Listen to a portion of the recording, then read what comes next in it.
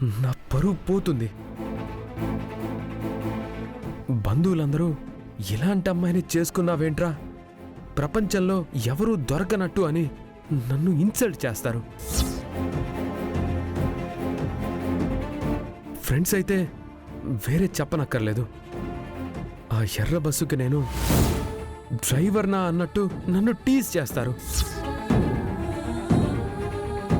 So నాకు పెళ్లి జరిగిన విషయం మన ఫ్యామిలీకి, పక్కింటి వాళ్ళకి తెలిసిపోయింది కాబట్టి వాళ్ళకి తప్ప ఇంకా ఎవ్వరికీ తెలియకూడదు అత్తయ్య. నీకు పెళ్ళైన విషయం ఎవ్వరికీ తెలియకూడదా? చెప్తా. అలా తెలియకుండా నువ్వే చూసుకోవాలి. అలాగే మేడే. ఇందులో పసుపు ఉంటుంది, అందులో కారం ఉంటుందమ్మా. నీకేం కావాలన్నా నన్ను అడగమ్మా. అరవింద గజపతి, అజయ్ గజపతి, అందరూ ఇలా రండి. ఏంటి నాన్నగారు? అరవింద గజపతి, నాన్నగారు. అమ్మ హైమావతి, మామయ్య గారు, మధుసూదన్ పెళ్లి మీద వాణ్ణి కన్న తల్లిదండ్రులుగా మీకెన్నో ఆశలుండుంటాయి. బంధుమిత్రులందర్నీ పిలిచి అంగరంగ వైభవంగా జరిపించాలని కూడా మీరు కలలు కనుంటారు.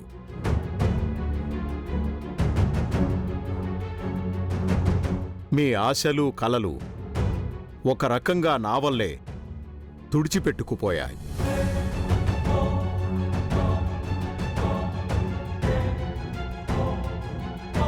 అందుకే నేనొక నిర్ణయం తీసుకున్నాను.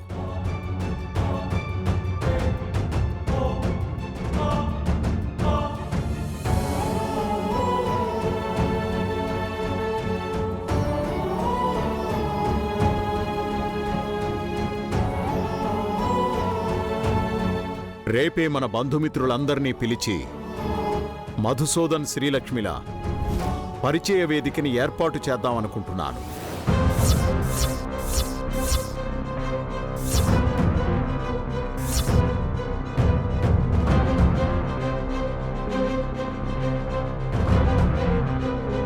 ప్లీజ్ తాతయ్య, నాకప్పుడే పెళ్ళైపోయిందన్న విషయం తెలిస్తే అందరూ రకరకాలుగా మాట్లాడుకుంటారు తాతయ్య. ప్లీజ్ తాతయ్య, నేనింకా కాలేజ్కి వెళ్ళాలి. నా గోల్ సాధించాలి. అప్పటి వరకు ఈ విషయాన్ని ఇలాగే మన మధ్యనే ఉంచుదాం తాతయ్య.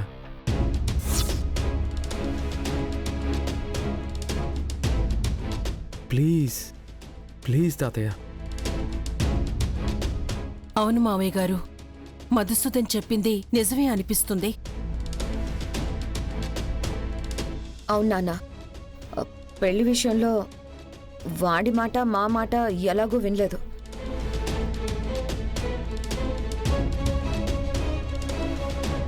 మీరనుకున్నట్టే మీ పొంతాన్ని నెగ్గించుకున్నారు.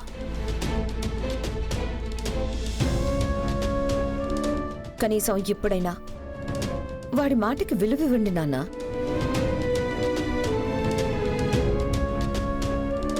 వాడి పెళ్లి విషయం 10 మందికి తెలిస్తే డ్యామేజ్ అయ్యేది వాడి ఫ్యూచరే నాన్న.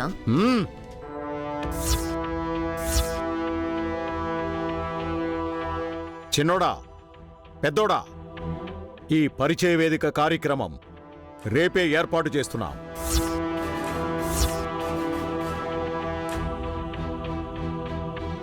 నాన్న,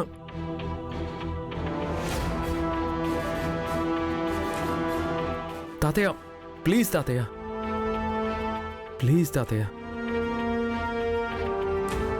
నాన్న, రేపే ఫంక్షన్ అంటే మన శ్రీలక్ష్మి వాళ్ళ అమ్మా నాన్న బంధువులు ఎలా వస్తారు నాన్న? 2-3 రోజులైనా టైం తీసుకోండి. పెద్దోడా, నాన్నగారు, నువ్వు మన బంధుమిత్రులందరికీ కబురు పెట్టి పేరు పేరున ఆహ్వానించే పనిలో ఉండు.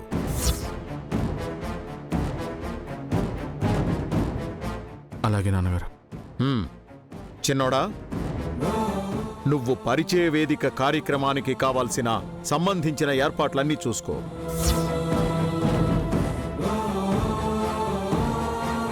అలాగే నాన్నగారు.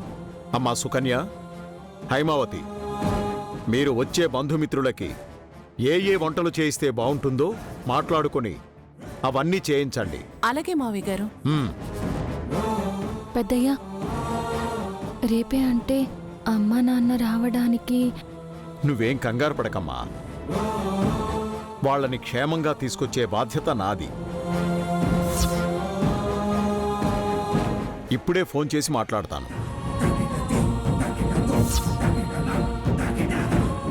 తాతయ్య, ఛ!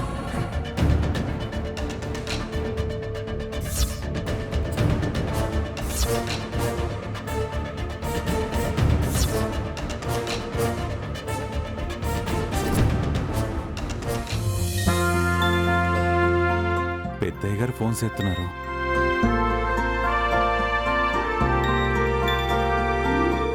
నమస్కారం అయ్య గారు. ఎలా ఉన్నావు కోటేశ్వరరావు? మీ దయ వల్ల మేమంతా బాగున్నాం అయ్య గారు.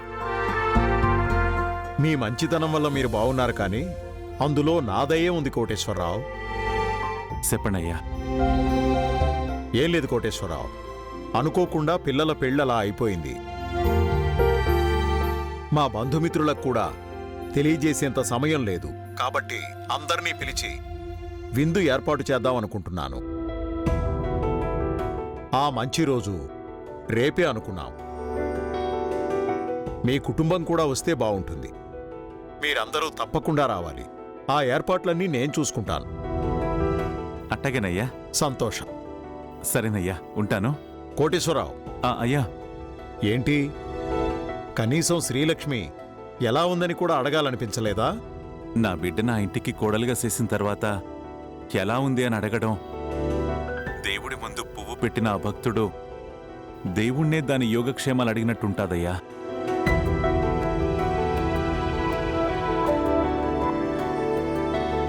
నేనుంటానయ్యా. అలాగే కోటేశ్వరరావు. రేపు పొద్దున్నే మనందరం పట్నం వెళ్ళి మీ అక్కను చూడబోతున్నాం.